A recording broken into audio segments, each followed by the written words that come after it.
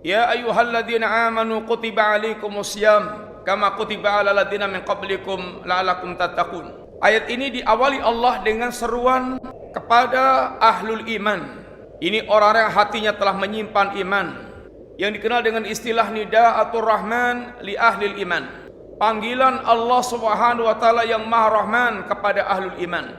Seruan Allah ini adalah spesial karena manusia secara umum terbagi menjadi tiga. Orang yang kafir, yang mereka menutup diri dan menolak tawaran keislaman yang didakwahkan oleh Nabiullah alaihissalam.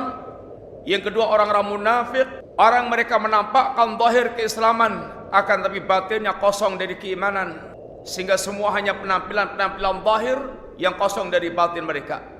Yang ketiga, orang mereka secara tulus, benar-benar hati dan lisannya dan anggota badannya menunjukkan seorang mukmin yang beriman kepada Allah Ta'ala zahiran wa batinan.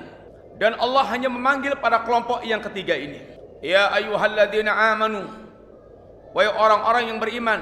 Panggilan ini paling tidak mengingatkan kita kepada poin-poin penting. Yang pertama, mengingatkan kita bahwa iman ini adalah karunia Allah yang khusus, karunia Allah yang spesial. Adapun dunia itu Allah bagi kepada siapapun. Allah berikan pada orang yang Allah benci atau yang Allah sukai.